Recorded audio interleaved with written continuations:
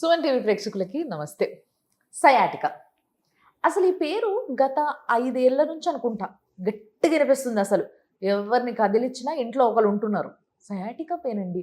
పాపం వాళ్ళకు కూడా తెలియదు అసలు సయాటికా పెయిన్ అంటే ఏంటి, ఎందుకు వస్తుంది, అసలు మనం చేసిన తప్పేంటి, ఇవేవి తెలియదు. బట్ చెప్పేటప్పుడు మాత్రం పేరు ఈజీగా వస్తుంది కదా చెప్పేస్తుంటారు.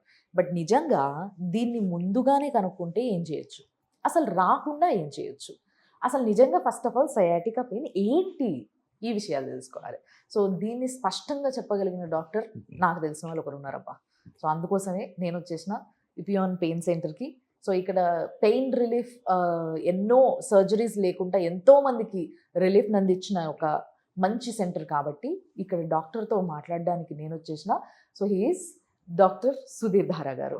ఆయనే ఫౌండర్ అండ్ డైరెక్టర్ కూడా ఇపియాన్కి.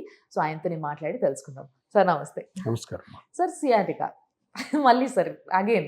సో ఈ పేరు చాలా ఈజీగా వచ్చేస్తుంది. అందరు పెద్ద పెద్ద వాళ్ళు కూడా ఏంటమ్మా ఎందుకు అంత కష్టపడుతున్నాడు అంటే సియాటికా, వాళ్ళకి తెలియదు పాపం సియాటికా ఏంటి అనేది. సో యాక్చువల్గా సియాటికా అంటే ఏంటి? సయాటికాని మనం పుట్టినప్పటి నుంచి వింటున్నాం. నేనైతే పుట్టినప్పటి నుంచి వింటున్నా. కొంతమంది ఎలా మాట్లాడతారంటే అది బాడీలో ప్రాపర్టీలా మాట్లాడతారు. నాకు సయాటికా ఉందండి, లేదంటే నాకు స్పాండలైటిస్ ఉంది అని నెక్కి కాలర్ పెట్టుకోవడం, లేదంటే నడుముకి బెల్ట్ పెట్టుకోవడం. నేను పుట్టినప్పటి నుంచి ఈ స్పాండలైటిస్ ప్లస్ సయాటికా అన్నది ఒక కంప్లీట్ వెరీ ఫెమిలియర్ వర్డ్ అనమాట. ప్రతి మనిషి కూడాను ప్రతి ఇంట్లో ఒకరికి ఉంటుంది. సో అందరికి తెలిసిన సయాటికా అంటే బేసికలీ సయాటిక్ నర్వ్ అని ఉంటుంది మన బాడీలో. అది ఈ నడుము భాగంలోని స్పైనల్ కార్డ్ నుంచి మొదలై కాలంతా సప్లై చేస్తుంది. కాలంతా దాన్ని టచ్ చేస్తే సెన్సేషన్ తెలిసినా, నొప్పి వచ్చినా, లేదంటే దానికి ఏదన్నా బాధ కలిగినా కూడాను ఈ నరం కారణం అనమాట. ఇది ఎక్కడ స్టార్ట్ అవుద్ది? నడుములో స్టార్ట్ అవుతుంది. ఓకే. సో నడుములోంచి ఆ నరం బయటకు వస్తున్నప్పుడు ఆ నరం పక్కనే డిస్క్ ఉంటుంది. డిస్క్ అనేది ఏంటి? ఈ స్పైన్ లో మనకు 33 బోన్స్ ఉంటాయి. ఆ 33 బోన్స్ మధ్యలో 2 బోన్స్ మధ్యలో ఒక కుషన్ డిస్క్ అంటాం. ఆ డిస్క్ పక్కనే నరువు పోతుంటుంది. ఓకే. ఆ డిస్క్ ఏమాత్రం తడబడి అట్లా పక్కకు వచ్చింది అనుకో, దీని మీద ప్రెషర్ పడుతుంది. ఇది నర్వ్ కదా. ఇప్పుడు ఇక్కడ ఒక నర్వ్ ఉంటుంది, టచ్ చేస్తే జిగ్మని షాక్ కొడుతుంది చూడండి. మనకి ఎక్కడైనా పోతున్నప్పుడు చిన్నపిల్లలు ఆడుకుంటూ ఉంటారు, జిమ్ ఇలా చేయట్లు కొట్టుంటారు. సో ఆ డిస్క్ బయటికి రావడం వల్ల, ఈ నర్వ్ టచ్ అవ్వడం వల్ల ఆ నర్వ్ వాస్తుంది. వాసినప్పుడు ఏమవుద్దంటే నడుము నొప్పి వస్తుంది. ఆ నడుము నొప్పి పాటు ఆ సయాటిక్ నర్వ్ ఎక్కడ పోద్ది? నడుము నుంచి కాలంతా వస్తుంది, కాలంతా గుంజుతుంది. సో ఈ ప్రక్రియను మొత్తాన్ని సయాటికా అంటారు. ఈ సయాటికా అన్నది లేమెన్ టర్మ్, జనరల్ గా నాన్ డాక్టర్స్ వాడే మాట అనమాట. జనరల్ గా ఇది ఏంటంటారంటే డిస్క్ ప్రొలాప్స్ అంటారు. ఇప్పుడు L4 L5 ఎక్కువ పాళ్ళు L4 L5 డిస్క్ బయటికి రావడం ద్వారా అక్కడ సయాటిక్ నర్వ్ పోతుంటుంది కదా, ఆ కాంపోనెంట్ ఆఫ్ సయాటిక్ నర్వ్ ఒత్తుకుంటుంది, అక్కడి నుంచి వస్తుంది. సో అప్పుడు ఏమంటాం? L4 L5 disc prolapse causing compression of L5 nerve root, L4 nerve root, లేకపోతే S1 నర్వ్ రూట్ అని. సో దీన్ని ఆ సయాటిక్ నర్వ్ మీద జరిగే ఒత్తిడిని సయాటికా అంటారు.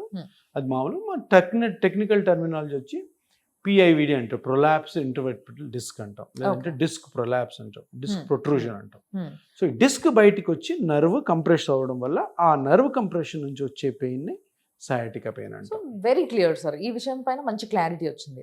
బట్ ఇది ఎప్పుడు ఒత్తుకోవాల్సిందేనా అని అడిగితే అంతే కదా. ఇప్పుడు డిస్క్ అన్నది ఎగ్జాక్ట్ సెంటర్లో ఉంటే నర్వ్ ఫ్రీగా ఉంటుంది. డిస్క్ వెనక్కి వచ్చింది అనుకో, ఇది వస్తుంది. డిస్క్ వెనక్కి ఎందుకు వస్తుంది? మళ్ళీ మన యాక్టివిటీస్, మన జాబ్స్, మన ట్రావెల్, మన అబ్నార్మల్ పొజిషన్స్ లో కూర్చోవడం, అబ్నార్మల్ పొజిషన్ లో కూర్చొని పనిచేయడం, అబ్నార్మల్ పొజిషన్ లో పడుకోవడం, ఇంకా చాలా ఇంపార్టెంట్ ఒకటి చెప్తాను వినండి.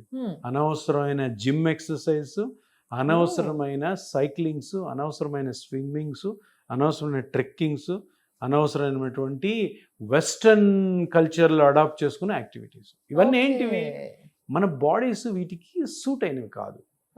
వెయిట్ లిఫ్ట్, నువ్వు ఇంత వెయిట్ ఒక 50 kg ఇట్లా ఎత్తావు అనుకో, ఆ డిస్క్ ఏమవుతుంది? డిస్క్ మీద ప్రెషర్ పడి వెనక్కి వస్తుంది.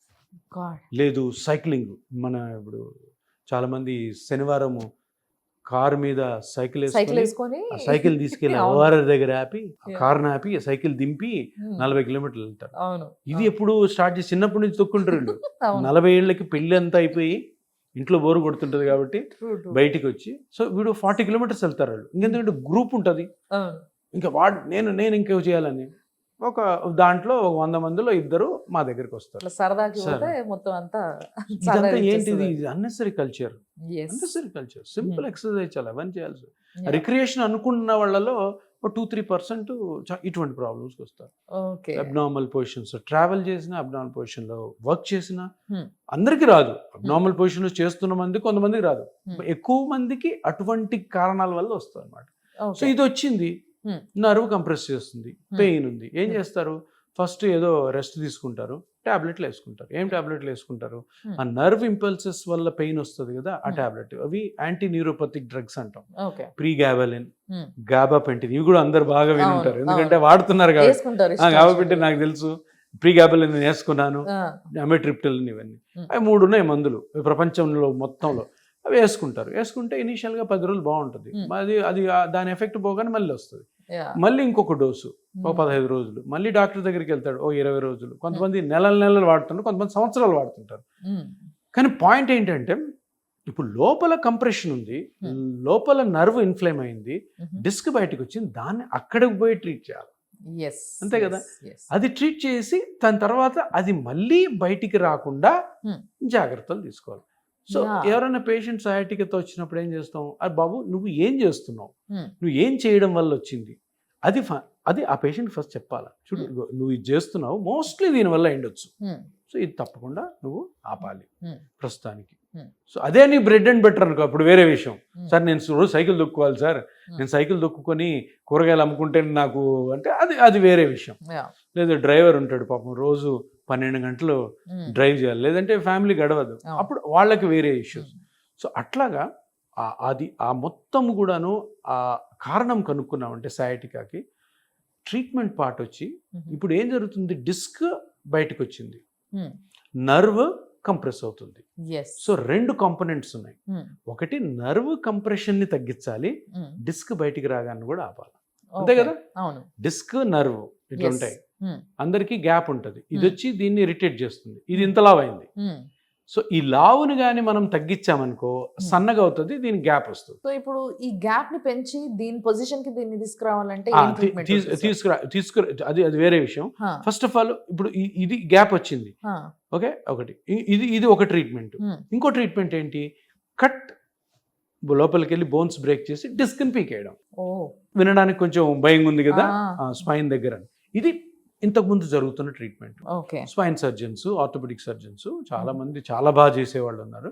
కానీ స్పైన్ మీద కత్తిపడ్డం అంటే ఎంతన్నా రిస్క్ ఉంటుంది. ఇంకొకటి బుక్ ప్రకారము, సైన్స్ ప్రకారము 100 మందికి సయాటికా ఉంటే కరెక్ట్గా సర్జరీకి ఫిట్ అయ్యేవాళ్ళు 5 మంది ఉంటారు.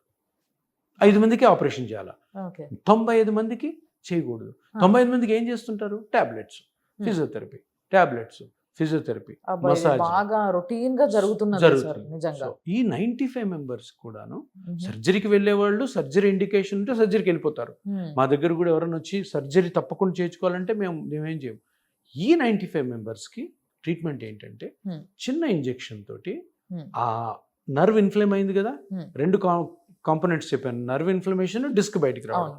డిస్క్ బయటకు ఎందుకు వస్తుంది? డిస్క్లో చిన్న క్రాక్ వచ్చి ఆ క్రాక్ వల్ల డిస్క్ లోపల ఒక జెల్ లాంటి ఉంటుంది, న్యూక్లియస్ పల్పోజస్ అంటాం, అది బయటకు వచ్చి ఉంటుంది. సో ఫస్ట్ ఏం చేస్తామంటే, మన దగ్గర మెషినరీ ఉంది లోపల, కంప్యూటర్స్ ఎయిడెడ్ మిషన్స్ అన్నమాట, ఫ్లోరోస్కోపీ అంటాం. ఫ్లోరోస్కోపీలో చూసి ఆ నర్వ్ ఇన్ఫ్లమేషన్ తగ్గిస్తాం. ఎప్పుడైతే నర్వ్ ఇన్ఫ్లమేషన్ తగ్గిందో గ్యాప్ వస్తుంది. తర్వాత ఈ డిస్క్ క్రాక్ ఏదైతే ఉందో ఆ డిస్క్ క్రాక్ హీల్ చేస్తే ఆ డిస్క్ ఇంకా ముందుకు రాకుండా ఉంటుంది. ఎంత వచ్చిందైతే అంతే ఉంటుంది, ఆ డిస్క్ క్రాక్ ఇంకా రాకుండా ఉంటుంది. కాబట్టి అది చేయాలి. కాబట్టి ఆ డిస్క్ క్రాక్లోకి పేషెంట్ యొక్క ప్లాస్మాని యూజ్ చేస్తాం. డిస్క్లోకి వెళ్ళి ఆ ఎయిర్ అంటే అది అతికిస్తుంది అనమాట. సో ఇంకా ముందుకి ప్రొట్రూడ్ కాదు. సో ఈ 2 చిన్న ఇంజెక్షన్స్ తోటి మనం సర్జరీని అవాయిడ్ చేయొచ్చు. సర్జరీ తప్పకుండా అవసరం అయినప్పుడు సర్జరీకి పంపించవచ్చు. కానీ నేను చెప్పినట్టు 90%, 95% అవసరమే ఉండదు, సర్జరీ ఇండికేషన్ ఉండదు, చేయకూడదు, చెయ్యరు కూడా surgeon. But what ever you said, it just sounds like a perfect plan నిజంగా. అంతే. సో దాని బుల్స్ఐ ఎక్కడైతే ప్రాబ్లం ఉందో లాజిక్ ఉంది, go there, simply do a procedure with a small needle, come out. That's it. తర్వాత precautions. ఇప్పుడు ఇవి ఉన్నాయి కదా ఈ వ్యవహారాలన్నీ వెస్టర్న్ వ్యవహారాలు కొంచెం తగ్గిస్తూ ఉండాలి. Yes. ఆపిచ్చేయడమే అంతే. ఎందుకంటే దానివల్ల నీకు వచ్చింది కాబట్టి బాస్ ఆపు. వేరే వేరే టైప్ ఎక్సర్సైజ్. నీకు హెల్త్ ఫిట్నెస్ కావాలి కదా, నేను చేపిస్తా. నీ హెల్త్ ఫిట్నెస్ నా బాధ్యత. నువ్వు ఫిట్గా ఉండేటట్టు నేను చేస్తా. ఫిట్నెస్ అన్న డెఫినేషన్ నీకు చెప్తాను, ఆ ఫిట్నెస్ ఎలా ఉండాలో కూడా నేను చెప్తాను. సో బేసికల్ ఏంటంటే ఒకటి మనం ట్రీట్ చేసినప్పుడు వాళ్ళ డిజైర్ కూడా మనం అంటాడు సార్ నేను ఎట్లన్నా కానీ సార్ జిమ్కి వెళ్ళాలి సార్ అంటాడు. జిమ్కి వెళ్ళు, ఈ ఎక్సర్సైజ్ చేయి, ఇవి చేయొద్దు. లేదంటే సైక్లింగ్కి వెళ్ళండి, వెళ్ళు ఫస్ట్ ఇది ట్రీట్మెంట్ అంతావని అయిన తర్వాత ఇన్ని కిలోమీటర్లు వచ్చేసి వాళ్ళకు కూడా మనం చూసుకోవాలి కదా. బ్లంట్గా యాక్ట్ చేయకూడదు అని అనకూడదు. అలా చేస్తే మళ్ళీ రారు. బట్ నిజంగా చాలా బాగా చెప్పారు sir. Very simple and logical. నిజంగా చెప్పాలంటే ప్రతి ఒక్కరికి అర్థమవుతుంది. ఏం తెలిసినా తెలియకపోయినా, చదువుకోకపోయినా ఏదైనా కూడా ప్రతి ఒక్కరికి అర్థమయ్యేలాగా అంత డీటెయిల్గా చెప్పిన తర్వాత సింపుల్ కదా మీ ప్రాబ్లమ్ని సాల్వ్ చేసుకోవడానికి మీకున్న మంచి option, the best option is Epione pain center. So ఇక్కడ మీ పెయిన్ని హ్యాపీగా తగ్గించుకోవచ్చు, చాలా హాయిగా ఇంటికి వెళ్ళిపోవచ్చు. అండ్ ఇక్కడ ఏంటి అంటే నాన్ సర్జికల్ ప్రొసీజర్స్ అన్నీ కూడా టపటప కోసేయడాలు ఇలాంటివి ఏం లేకుండా, భయపెట్టకుండా చాలా సింపుల్గా హ్యాపీగా అన్ని ప్రొసీజర్స్ గురించి ముందుగానే ఎక్స్ప్లెయిన్ చేసి చేస్తారు. కాబట్టి అసలు ఎటువంటి టెన్షన్ లేకుండా మీరు హ్యాపీగా ఇక్కడికి వచ్చి అపాయింట్మెంట్ తీసుకొని కింద నంబర్లకు ఫోన్ చేసి మాట్లాడి దాని తర్వాత ఫర్దర్ ఆలోచించుకోవచ్చు. Thanks a lot sir. Thank you so much. చూస్తూనే ఉండండి సుమన్ టీవీ.